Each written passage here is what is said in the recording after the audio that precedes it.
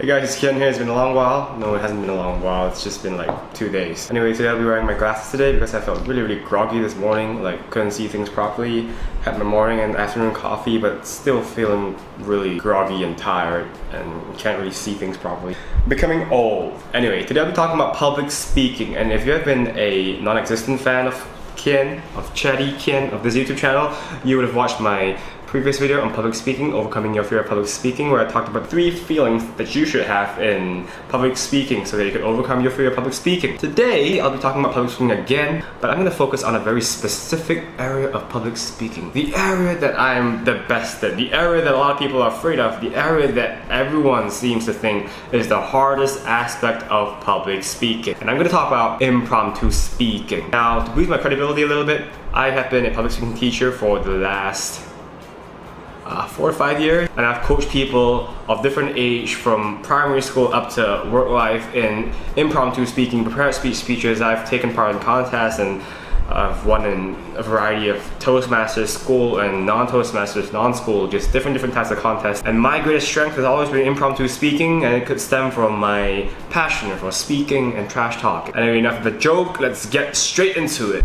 Impromptu speaking is basically speaking off the cuff. So what that means is that you don't get time to prepare. In an impromptu speaking contest, you basically go to the front and the person gives you a title and you have to start speaking off the cuff. You don't get time to prepare, and I feel that impromptu speaking is really helpful because it is not only applicable in the context of speaking contests or competitions, it is also applicable in real life. It's almost applicable in all contexts. Like in formal context, we will be looking into interviews, so you don't get time to prepare and you have to speak off the cuff and answer the questions that the interviewer is asking. In an informal context, impromptu speaking would be when you see your ex and you want to feel happy and you want to talk about the good things in life rather than tell her how hurt you are about breaking up with you. I gotta say, impromptu speaking is very hard. Impromptu speaking is hard for a variety of reasons. I'm not gonna talk about all of them. I'm gonna talk about 2 main reasons why impromptu speaking is hard, or rather why people think impromptu speaking is hard. The first reason is because people lack confidence. They don't have the confidence or reassurance to say what they think or to say what people want to hear. They have no confidence. They're like, oh, what if people think I'm too fat, short, ugly, or whatever. Second reason why impromptu speaking is hard, or rather why people think it's hard, is that people have no idea. Imagine being in a contest and you go up and the person gives you a topic like words are powerful, and you go, what am I supposed to talk about again? You got no idea, you don't know what to talk about. Or you see your ex and she's like, hey Ken, how are you doing these days? And you're just kind of like, you don't know what to say, you got no confidence, you got no idea, you just don't know what to say, and you don't want that. So today I'll be sharing four impromptu speaking strategies that you could use in your everyday life and in speaking contests and wedding speeches and all that stuff, to boost your impromptu speaking skills and make you a more confident person, a speaker with ideas, so that you'll never be afraid of impromptu speaking again. The first strategy number 1, is that you can agree or disagree with the topic. Especially in an impromptu speaking contest, when you get a topic like words are powerful, don't just get straight into it. Think about whether or not you agree or disagree with the topic, and if you want a wow factor, think about something that everyone is likely to say and don't say that. Just go for the special way out. For example, in a contest that I took part in a few years back, the topic was words are powerful, and I thought that everyone's going to talk about how words are powerful, how English lit and Shakespeare, how literature in general is changing the world because words are powerful and all that. And I didn't want the judges to think that oh, everyone's talking about words are powerful, so it's gonna be boring. Nobody's gonna stand out. What I did was that I tweaked it a bit and I said, oh, words are not powerful. Why? Because I first defined powerful. Powerful means a person or a thing can stand on its own and still be effective and have the power that it's supposed to have. But if you think about words are just like abstract things, non-living things. It is dependent on a living thing, like a human thing, to be powerful. So my conclusion is that words are not powerful. People who are using the words effectively are powerful. See, wow factor. Joby talks about it. I think I did pretty well in that contest. I can't remember, but I definitely got a trophy. But enough of me blowing my own trumpet.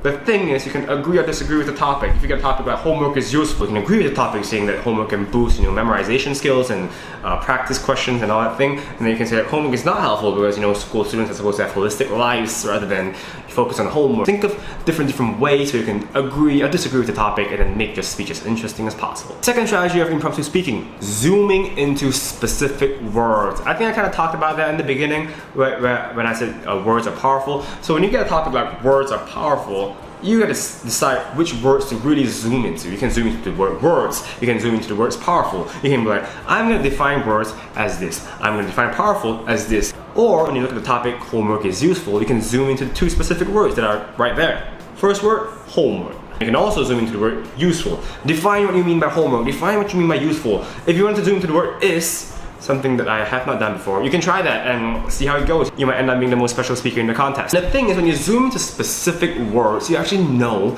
and you have a focused target. You actually know what you're going to talk about. You have a very specific, narrow, and really particular topic and point that you're going to focus on. And when you have defined the words that you want to define, that you want to zoom into, that you want to focus on, the audience can really follow your thought process and interpretation of the topic. And that makes your speech more coherent, and many times it's gonna make you more confident. You're gonna have more ideas, because when you define the word in the way that you want to, you're gonna speak your mind, like, you know, you're gonna speak whatever you're thinking, and as long as you don't go off tangent and talk about something completely different and bizarre, I think you're gonna master that moment of impromptu speaking. The third strategy of impromptu speaking, tell a story. Now this is most useful and most helpful and most effective in informal context. When your ex-girlfriend comes to you and says, hey Kian, how you doing? Tell a story. Oh, I've been doing great, you know, I've been playing badminton a lot, and the other day I did this, I did that, I smashed, I killed my opponent. No, I beat my opponent and I won, you know, I'm doing great. And then inside you think,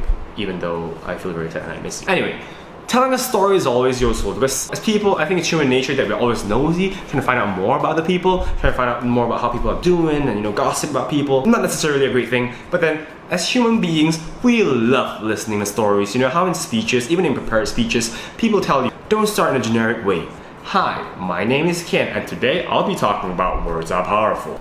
I mean, sometimes you can start with a quote. Words are powerful. Many people have said this, and I think that blah blah blah. But hey, when you tell a story, you really grab my attention. For example, when I was younger, I never knew how powerful words could be. Until one day, I went to my sister and said, you're fat. Boom, I got a slap in the face. So that makes it more interesting, makes it more entertaining. You have the suspense in there because there's a storyline. People want to know what's going to happen next, and people are going to listen to you more. And in that moment, you're definitely going to be the king of impromptu speaking. Trust me, guys, never fails, always works. Strategy number 4, the last strategy. Did you know, especially in contests or when you meet your ex, you could tell a lie. You could lie, you could blah, even though it's unethical to deceive people. I think, for the purpose of contests especially, you could lie. For example, I once got a topic on, do you prefer to exercise in the morning or in the evening? In my mind, I was literally thinking, come on man, what the hell, what kind of stupid question is that? Do you exercise in the morning or in the afternoon? Even if I answered that question, oh, I exercise in the morning or in the afternoon, how am I gonna explain that? So what I did is,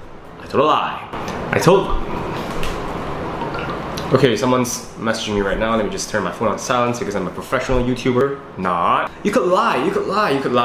In that contest, I happened to be wearing a shirt which is tight, showed my physique a little bit. I mean, I don't have huge muscles like bodybuilders, but I have a decent physique. So what I did was that I went forward and I showed everyone my body. And I was like, well, you see all these muscles here, my lean body, and, you know, my abdominal muscles which are almost prominent. I didn't get this from exercising. I got this from watching Coach Greg. I told a lie, and I made the lie interesting. So the important thing about telling a lie is that you gotta make it interesting, because people only want to listen to interesting stories and lies. If you tell a lie that's like kind of like, I don't really care. If your lie is something like, oh, did you know that I usually wear glasses, but today I'm not wearing glasses? People are gonna be like, okay, how does that matter? But if you tell people something like, did you know that I once wore fake glasses and girls found me more attractive? People are likely to believe in that and be like, oh my gosh, this is amazing. I want to go to my class, find me more attractive. People are gonna find that lie interesting. Tell an interesting lie, make sure people want to listen to you. So with these 4 strategies, you're gonna have more confidence, more ideas, and you're gonna have more things to talk about. It's gonna make your impromptu speaking experience and confidence more enjoyable and more high, and you're gonna be a great impromptu speaker. But you see, at the end of the video, I actually want to share with you 3 impromptu speaking techniques. So say you're learning 7 things today. 7 things today, 4 strategies, 3 techniques, that makes 7. So if you think that you have learned something, before I get into the techniques, please like this video and subscribe to my channel and share it to your friends and family. Right, let's get into the techniques. The first technique that I want to teach you is to speak slowly. Don't be like, kid, don't stop talking too fast that you started too much. So when you're doing impromptu speaking, you want to give yourself time to think about what you're gonna say next. When you want to say that words are not powerful, you really want to think about how you're gonna express and convince the audience and the judges that words are not powerful. When you want to tell your girlfriend or your ex-girlfriend a story, You want to make up a lie. You want to make sure that the lie is actually believable. So you want to speak slowly to give yourself and buy enough time, a stalling technique, to make sure that you know what you're going to talk about next. And you should speak at the speed like how I'm doing right now. That was the first impromptu speaking technique. Did you know that you could also use this speaking more slowly technique in your prepared speeches? If you're presenting an inspirational speech and halfway through you forget a line, it's gonna be something like, believe in yourself, don't quit, don't quit. Shit, what's my line next? But if you speak more slowly, you actually get time. You buy time to think about what you're gonna say next. It's gonna be something like, believe in yourself, do not quit. The next line was, yes, don't quit. So yeah, that's the first technique, speak more slowly. Second technique that you could use in both your impromptu and prepared speeches is to use repetition. You see, using repetition is a really special technique. You could stall time, and you could also make yourself sound more certain and convincing. For example, if you talk about racism and you're trying to convince people that racism is bad, you use repetition in such a way. I believe that racism is really contaminating the human brain. I believe that racism is making society fall apart. I believe that racism should stop, and I believe that racism can stop if you stop being racist. You see, halfway through, you sound like you've actually written a speech and you sound like you actually know what you're gonna talk about. But hey, see, you made this all up. You speak more slowly. I spoke slowly so that I knew what I was gonna say next. And then when you use repetition, people are gonna be like, oh my gosh, this person is actually really convincing. When in fact, you're just thinking about what you should say next. Third technique is something that I've actually mentioned when I talk about the first strategy, which is to stand out. When you get a generic topic like, do you think the glass is half full or half empty? Don't just go, I believe that the glass is half full, because we should all be positive and we should not be negative. We should, adopt a positive thinking mindset, blah, blah, blah, blah. Hey, see, if there are 10 contestants there, I believe that 8 or 9 contestants are gonna talk about being positive. And you wanna stand out, you wanna make sure that there's a wow factor in your speech. So, in this case, you could integrate humor. There was one time when I was in an impromptu speaking contest, I got the exact same topic. Is the glass half full or half empty? In my mind, I was like, okay, right. 7 people or 8 people are gonna talk about positivity. There are 2 people who might stand out, might talk about how the glass is half empty and how viewing the glass as half empty could be useful. I was like, alright, I'm not gonna talk about half empty, half full. I'm not gonna focus on positivity, negativity, whatever. So what I did was this. Is the glass half full or half empty? Honestly, I don't know what glass we're talking about, but I believe that there are simpler ways to tell people to be positive. And at that time when I said that, the audience was like, ha ha ha, this person can make puns and can make people laugh. And I ended up winning the contest, so it's a good thing. Stand out, use humor, make people laugh. That's actually all I'm talking about. 4 strategies for impromptu speaking. Agree or disagree with the topic, zoom into specific words, tell a story, or tell a lie. And then 3 impromptu speaking techniques, speak more slowly, use repetition, and make sure that you stand out. Standing out, let me just remind you, is a wow factor in both formal contexts and informal contexts. Because when you meet your ex-girlfriend, you want to stand out. And that's all I have. Watching my video, you learned 7 things today. 4 plus 3, 7 things. 4 strategies, 3 techniques. Make sure that you like, share, subscribe. And I hope that you've learned something interesting today. And I hope that the next time when you deliver a speech in front of a crowd, or when you meet your ex-girlfriend, or when you win an Oscar and you didn't expect it and you have to deliver an impromptu speech, you do better with the 4 strategies and 3 techniques. 7 things that you have learned in today's video. Please like, share, subscribe. Watch my previous video on peer pressure and racism. Watch my crappy cover of Homicide by Eminem and Logic. That's all I have to share today, and I hope to see you guys very soon. And I'm out this time. Bye bye.